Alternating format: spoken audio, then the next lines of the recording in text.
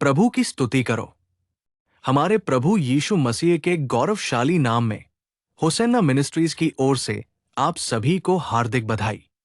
प्रभु आपको आशीर्वाद दें और समृद्ध करें। प्रिय प्रियजनों, इस पुनरुत्थान के मौसम में जब हम सभी ईश्वर की उपस्थिति में इकट्ठा होते हैं और एक अनमोल तरीके से उनकी पूजा करते हैं, तो आइए हम ईश्वर द्वारा हमें दिए गए अनुग्रहपूर्ण अवसर को स्वीकार करें। हालांकि ऐसे कई लोग हैं जो हमसे ज्यादा शक्तिशाली और धनी हैं, जो इस दुनिया को छोड़ चुके हैं। इस पुनरुत्थान के मौसम में इस तरह से हम इकट्ठा होने और उनकी पूजा करने में सक्षम हैं, क्योंकि जीवितों की भूमि में जीवित ईश्वर ने हमें जीवित रखा है। हमें कितना आभारी होना चाहिए। हमें उनकी स्तुति करनी चाहिए। आज को एक विशेष दिन माना जाना चाहिए, क्योंकि ये पिन्तेकुस्त का दिन है, जैसा कि बुजुर्गों ने तय किया था। यीशु मसीह के स्वर्गारोहण के बाद 50 दिनों की गिनती के अनुसार ये दिन धन्य दिन है, जिस दिन पवित्र आत्मा को डाला गया था। यीशु मसीह के स्वर्गारोहण के बाद उन्होंने ये कहते हुए एक आज्ञा दी, यरूशलेम को मत छोड़ो, लेकिन प्रतीक्षा करो और तब तक प्रार्थना करो जब तक तुम्हें ऊपर से शक्ति न मिले। यरूशलेम को मत छोड़ो, प्रतीक्षा करो और प्रार्थना करो, उसने आज्ञा दी। उसने जो अनेक वचन कहे, उनमें से ये वचन बहुत शक्तिशाली कहा जा सकता है। ये केवल एक सुझाव नहीं था, बल्कि एक आदेश था। हमें इस बात पर ध्यान देना चाहिए। इसका कोई अन्य अर्थ या व्याख्या नहीं है। ये एक आदेश है। हमें इसका पालन अवश्य करना चाहिए। जब हम इसके बाद पवित्र शास्त्र पढ़ते हैं, तो हमें सुंदर वचन मिलते हैं। मैं प्रेरितों के काम अध्याय 2 की आरंभिक आयतें पढ़ रहा हूं। बस एक बार विचार करें। पिन्तेकुस्त के दिन, जब दिन पूरा हुआ, वे सभी एक स्थान पर एकत्रित थे। प्रियजनों, इसे देखें।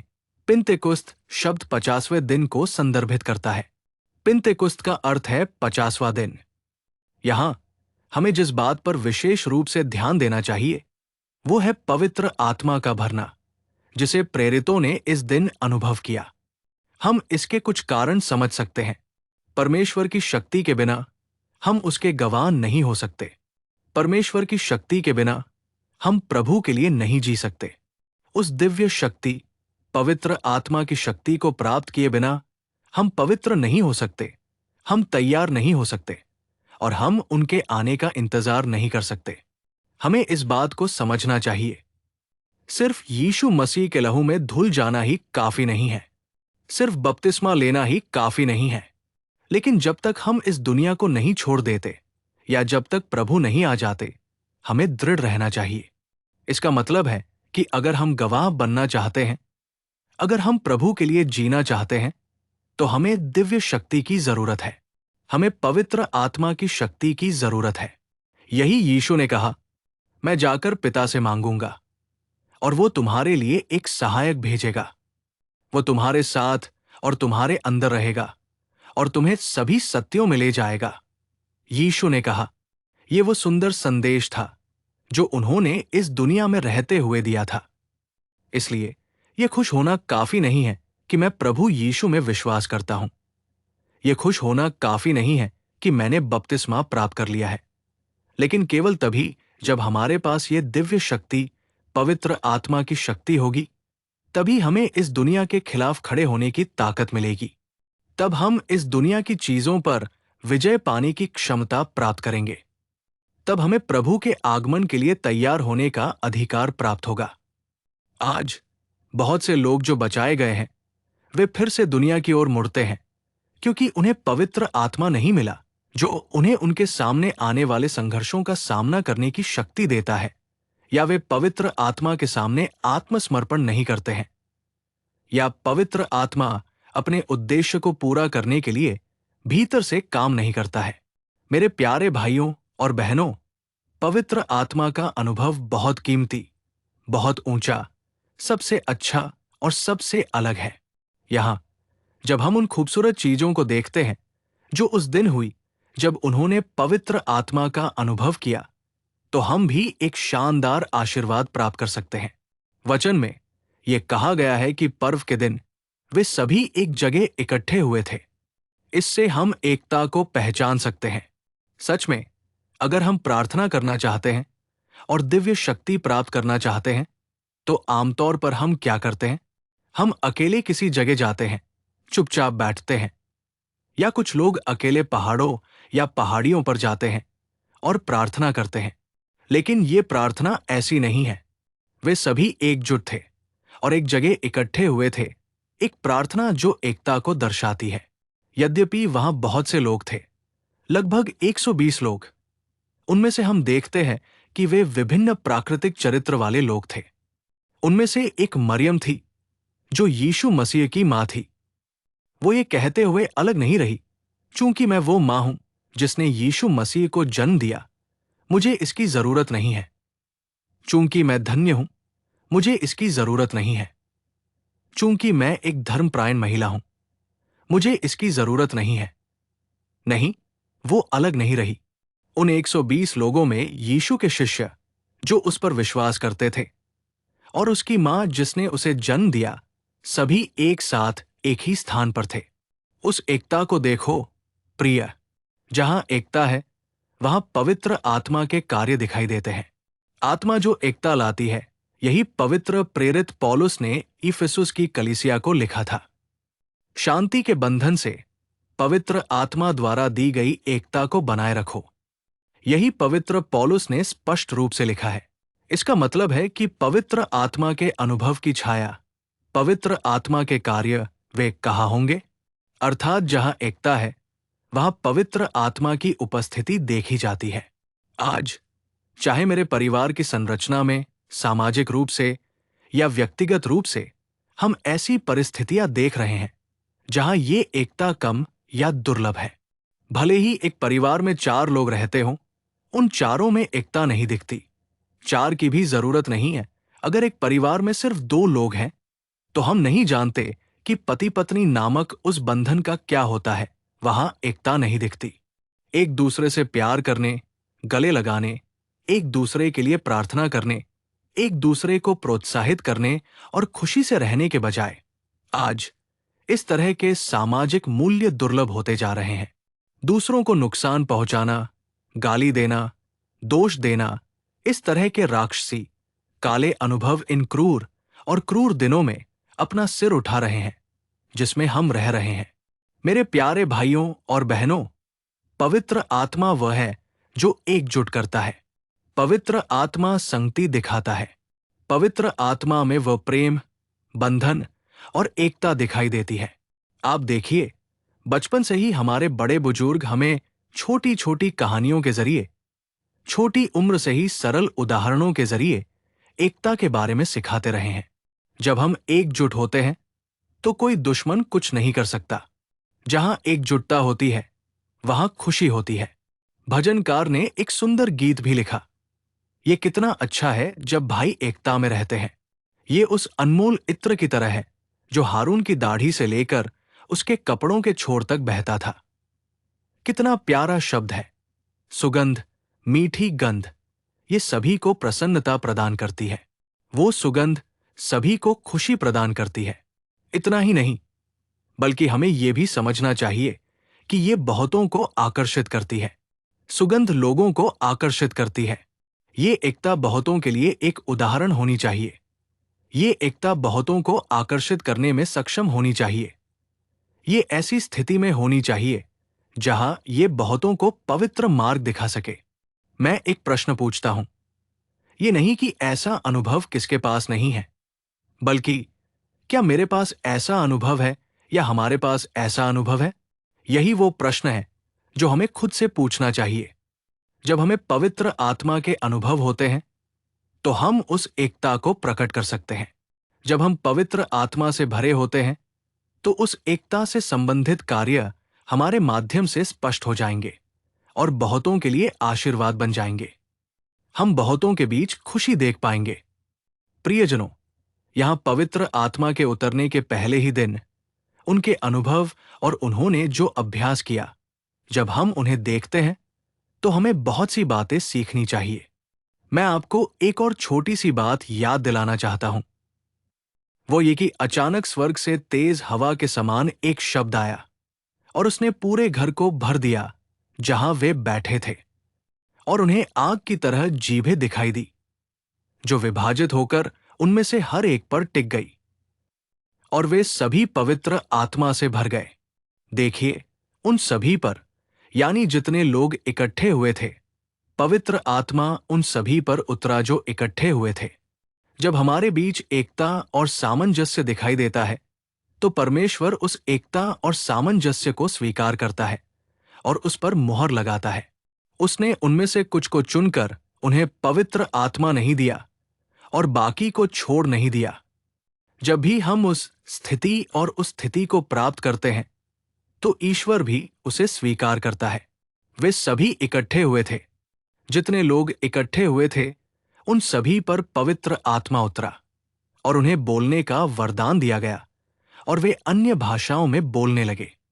यहां आपको एक छोटी सी बात ध्यान से देखनी चाहिए। बोलने का वरदान दिया गया का अर्थ है कि जब आत्मा प्रत्येक पर विश्राम करती है, तो प्रत्येक को एक अलग बोलने का वरदान दिया जाता है, अर्थात उनकी क्षमता के अनुसार पवित्र आत्मा ईश्वर उन पर उतरता है और बोलने का वरदान देता है। वे अज्ञात भाषाओं में बोलने लगे, निरंतर स्तुति करने लगे। जिन्होंने इसे देखा वे आश्चर्यचकित हो गए। यहां एक कथन ने मेरे दिल को छू लिया। उनमें से कुछ ने समझा और कहा, ये क्या है? वे हमारी अपनी भाषा में ईश्वर की स्तुति कर रहे हैं। एक समूह ने ऐसा कहा, लेकिन उनके बीच एक और समूह भी था। उन्होंने कहा, ये लोग नई शराब के नशे में हैं, और गलत समझा। आध्यात्मिक लोगों के लिए आध्यात्मिक बातें प्रकट होती है। सांसारिक लोगों के लिए ऐसी बातें एक मजाक है। यहां तक कि उसी दिन, पहली सदी में, पवित्र आत्मा के उतरने के पहले दिन, ये दो समूह थे। आज भी ये दो समूह मौजूद हैं। जो समझते हैं वे कहते हैं, ये ईश्वरीय शक्ति है। वे अज्ञात भाषाओं में बोल रहे हैं और हमारी अपनी भाषाओं में घोषणा कर रहे हैं। उन्हें प्रभु की स्तुति करते देखकर वे चकित हो गए। लेकिन दूसरों ने कहा, वे नशे में हैं। इतनी सुबह उन्होंने क्या पी लिया होगा? उन्होंने गलत समझा और उनका मजाक उड़ाया। मेरे प्यारे भाइयों और बहनों, उन सभी ने पवित्र आत्मा का अनुभव किया और उसका स्वाद चखा। क्या मैं एक शब्द कह सकता हूं? अगर हमारे परिवार में एकता है, तो उस घर में सभी पर ईश्वरीय शक्ति बरसेगी। घर में सभी लोगों पर ईश्वरीय शक्ति क्यों नहीं दिखाई दे रही है? इसका कारण ईश्वरीय शक्तियों की कमी नहीं है, बल्कि कमी हमारे अंदर है। एकता को इंगित करने वाले अनुभव हमारे अंदर दुर्लभ हो गए हैं। आप अभी भी इस दूसरे अध्याय में ही हैं। मैं 17वीं आयत पढ़ रहा हूं। आप भी उस वचन को ध्यान से सुने। मैं अपनी आत्मा सभी लोगों पर उंडेलूंगा। ईश्वर की इच्छा क्या है? सभी लोगों पर अपनी आत्मा उंडेलना। कोई जाति नहीं, कोई जनजाति नहीं, कोई रंग नहीं, कोई रूप नहीं, कोई राष्ट्रीय भेद नहीं, कुछ भी मायने नहीं रखता। मैं अपनी आत्मा सभी लोगों पर उंडेलूंगा। आपके बेटे और आपकी बेटियां भविष्यवाणी करेंगे। पवित्र आत्मा के अनुभव में एक क्रिया भविष्यवाणी करना है।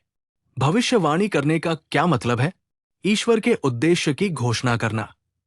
हर कोई ईश्वर के उद्देश्यों को नहीं जानता। ईश्वर की इच्छा हर किसी को दिखाई नहीं देती। वे कौन हैं जिनके पास वह दृश्यता है? जिन्हें पवित्र आत्मा की शक्ति मिली है, वे भविष्यवाणी करेंगे। इसका मतलब है कि वे परमेश्वर के उद्देश्यों की घोषणा करेंगे, परमेश्वर की योजना की घोषणा करेंगे और परमेश्वर द्वारा कहे गए शब्दों को दुनिया के सामने बोलेंगे। ये एक शानदार अनुभव है। जिस व्यक्ति को परमेश्वर की आत्मा मिली है, वो परमेश्वर के मन को पढ़ सकता है, परमेश्वर के विचारों को समझ सकता है, परमेश्वर की इच्छा को देख सकता है, परमेश्वर की योजना के अनुसार जी सकता है। जो परमेश्वर की आत्मा से अभिषिक्त है, यहां देखें, ये कहता है, तुम्हारे बेटे और तुम्हारी बेटियां भविष्यवाणी करेंगे। दूसरा, तुम्हारे जवान दर्शन देखेंगे। पवित्र आत्मा के अभिषेक में एक और अनुभव, अगर आप ध्यान दें, दर्शन देखना है। वो सहन शक्ति, परमेश्वर द्वारा प्रकट की गई चीजों को देखने की वो स्थिति परमेश्वर अपने उद्देश्यों को इस तरह दिखाता है जैसे कि आंखों से बंधा हुआ हो, जो कोई भी उस ऊंचे दर्शन को देख सकता है। मेरे प्यारे भाइयों, ये ऐसी चीज नहीं है जो हर किसी को मिलती है। बाइबल पकड़कर और चारों ओर जाकर ये कहना कि मैं एक ईसाई हूं काम नहीं करेगा। त्योहारों और परंपराओं में डूबे रहना और ये कहना कि मैं एक ईसाई हूं मदद नहीं करेगा। जिन लोगों के पास आत्मा का ये अभिषेक है, ये स्पष्टता है, वे उन दर्शनों को देख पाएंगे। हमारे भविष्यवक्ताओं को देखें। कुछ लोग प्रभु की उपस्थिति में उपस्थित हुए, प्रार्थना की, दिव्य दर्शन प्राप्त किए और उन्होंने जो भविष्य सूचक शब्द घोषित किए वे बहुत शक्तिशाली थे। उस दर्शन ने लोगों में परिवर्तन लाया। उस दर्शन ने क्रांतिकारी परिवर्तन स्थापित किए। इसने जीवन का निर्माण किया। इसने विश्वास को मजबूत किया। दुख के समय में इसने उन्हें बाएं या दाएं नहीं गिरने के लिए स्थिरता दी। वो दर्शन इसलिए हम पवित्र शास्त्र में पढ़ते हैं। जहां दर्शन नहीं है वहां लोग नाश हो जाते हैं। दर्शन बहुत उत्कृष्ट है। कौन उस दर्शन को देख सकता है जो दिव्य दर्शन के योग्य हैं? वे कौन हैं? स्पष्ट रूप से वे हैं जो पवित्र आत्मा से अभिषिक्त है। एक और शब्द देखें, तुम्हारे बूढ़े लोग स्वप्न देखेंगे। बूढ़े लोग स्वप्न देखेंगे। कौन से स्वप्न? पवित्र, पवित्र, राज्य केंद्रित स्वप्न, आध्यात्मिक रूप से सशक्त स्वप्न। ये सभी अनुभव मूल्यों से भरे हुए हैं। आज हम गतिविधियों में इतने डूबे हुए हैं कि ऐसे अनुभव हमारे लिए दुर्लभ हो गए हैं। चाहे ये आत्मा से जुड़ी संगति हो, चाहे ये पवित्र आत्मा के अभिषेक में क्रियापूर्ण अनुभव हो, ये अब मंद रूप से भी दिखाई नहीं देते। दर्शन देखना, भविष्यवाणी करना, पवित्रता और परमेश्वर के राज्य के बारे में उन अनुभवों में आनंदित होना, इनमें से कोई भी आज हमारे बीच दिखाई नहीं दे रहा है। मेरे प्यारे भाइयों, एक और शब्द देखिए। मैं इस आयत में पढ़ रहा हूं, उन दिनों में मैं अपने सेवकों और अपनी दासियों पर भी अपनी आत्मा उंडेलूंगा और वे भविष्यवाणी करेंगे। वो कहता है कि वो अपनी आत्मा उंडेलेगा। मैं अपनी आत्मा उंडेलूंगा, इसलिए उंडेलना, पवित्र आत्मा का उंडेलना केवल ये कहकर खुश होना नहीं है कि मुझे पवित्र आत्मा प्राप्त हुआ, या केवल भविष्यवाणी करना, या केवल दर्शन देखना, या केवल सपने देखना। अगर हम यहां देखें, उंडेलने में अगर 4 बूंदें गिरी तो हम क्या कहेंगे? ओह, ये बस हल्की बूंदाबांदी है, कोई बड़ी बात नहीं है। लेकिन अगर भारी बारिश होती है तो हम क्या कहेंगे? ओ प्रिय, क्या मूसलाधार बारिश! इसका मतलब है उसमें डूब जाना, उसमें आनंदित हो जाना, उस आनंद, उस सौभाग्य, उस खुशी का पूरी तरह से अनुभव करना। आज मेरे प्रियजनों, हम परमेश्वर के मंदिर में जा रहे हैं, वचन पढ़ रहे हैं, गीत गा रहे हैं, वचन सुन रहे हैं, लेकिन केवल कुछ ही लोग दिखाई दे रहे हैं जो इन गहरे अनुभवों में प्रवेश करने में सक्षम है। जैसे मुझे मत छू, कुछ लोग जाते हैं, थोड़ी देर बैठते हैं। अगर मन सुनता है तो हम वचन सुनते हैं, अगर नहीं तो हम उठकर चले जाते हैं। अगर संदेश हमें सुखद लगता है तो हम थोड़ी देर बैठते हैं और रुचि के साथ सुनते हैं। अगर वचन हमें थोड़ा भी सुधारता या चेतावनी देता है तो मन वहां रहना नहीं चाहता। हम कोई बहाना ढूंढते हैं और उठकर चले जाते हैं। लेकिन डूब जाना, उन गहरे अनुभवों में बह जाना, उस उंडेलने में खड़े रहना, वे अनुभव इतने ऊंचे और उत्कृष्ट हैं, लेकिन हम उन्हें नहीं जानते। मेरी प्यारी बहन, मेरे प्यारे भाई, यहां देखो, इस पिंतेकुस्त के दिन परमेश्वर की उपस्थिति में आनंद मनाओ। परमेश्वर की उपस्थिति में आनंद मनाओ। पवित्र आत्मा से भर जाओ। पवित्र आत्मा की शक्ति प्राप्त करो। भविष्यवाणी करें, अन्य भाषाएं बोलें, बोलने का उपहार पाए, उस शक्ति को पाए। देखिए, कुछ लोग सुबह से शाम तक हमेशा किसी न किसी से बात करते रहते हैं। वे लगातार बात करते रहते हैं। वो कौन सी शक्ति है हम समझ नहीं पाते। कुछ लोग ऐसे नहीं होते। वे कुछ शब्द बोलते हैं और फिर चुप हो जाते हैं। यही उनकी शक्ति है, यही उनकी शक्ति है। लेकिन अगर पवित्र आत्मा हमें शक्ति देता है तो वो पवित्र आत्मा की शक्ति हमें कभी थकने नहीं देगी, कभी थकने नहीं देगी। कुछ समय तक दौड़ना, लगातार दौड़ना, दौड़ते समय स्तुति करना या घंटों रुचि के साथ प्रार्थना करना, उसके बाद कुछ समय के लिए प्रार्थना में रुचि खो देना, ये ऐसा नहीं है। अगर पवित्र आत्मा हमारे अंदर है तो वो हमें थकने नहीं देगा, हमें बेहोश नहीं होने देगा, सुनने के बाद हमें पीछे नहीं हटने देगा। वो हमें सभी सत्यों में ले जाएगा। इसीलिए यीशु ने जब वो ऊपर चढ़ा और जा रहा था, कहा, तुम्हें शक्ति मिलेगी। यहूदिया, सामरिया, गलील क्षेत्रों में मेरे गवाह होने के लिए आपको जो स्थिरता और शक्ति दी जानी है वो पवित्र आत्मा का अनुभव है। जब तक आपको ये अनुभव न मिले, यरूशलेम को मत छोड़ो। उसने कहा कि प्रतीक्षा करो और प्रार्थना करो। इसी तरह उन्होंने प्रतीक्षा की और प्रार्थना की और वो शक्ति प्राप्त की। वे परमेश्वर के लिए गवाह के रूप में चमके। प्रभु हम सभी को वो अनुग्रह प्रदान करें। हम प्रार्थना करेंगे। आइए प्रार्थना करें। आप सभी भी इसी तरह अपना सिर झुकाएं। हे प्रभु, जीवन देने वाले, मैं आपको धन्यवाद देता हूं। पिता, इस पिन्तेकुस्त के दिन पिता, प्रेरितों ने कैसे अनुभव किया, उन्होंने क्या अभ्यास किया, हम कुछ मामलों पर चिंतन और मनन कर रहे हैं। वे सभी एक जगह एकता में इकट्ठे हुए और प्रार्थना की। हम आपसे प्रार्थना कर रहे हैं कि आप हमें ऐसी एकता के साथ प्रार्थना करने दें। पिता, उन्होंने जो शक्ति अनुभव की, उन्हें कितनी शक्ति दी गई, वे प्रशंसा करने लगे। हमें उस प्रशंसा को अपने मुंह में रखने में मदद करें। उन्होंने भविष्यवाणी की। मेरे पिता, आपने भविष्यवाणी करने की शक्ति देने का वादा किया। आपने दर्शन देखने के लिए वो दृश्यता देने का वादा किया। आपने सपनों को देखने के लिए जागरूकता और दृश्यता देने का वादा किया। उंडेलना, उंडेलना, हमें ऐसे गहरे अनुभवों में आगे बढ़ने में मदद करें। इस धन्य समय पर हमें आपके सामने आत्मसमर्पण करते हुए, पिता, हम फिर से प्रार्थना कर रहे हैं कि आपकी पवित्र आत्मा की शक्ति हमारे साथ रहे। एक बार फिर अपने आप को आपके सामने समर्पित करते हुए हमें ऐसे अनुभवों में आपकी उपस्थिति में आनंदित होने में मदद करें। यीशु के नाम में मैं प्रार्थना करता हूं और पूछता हूं, पिता। आमीन, आमीन।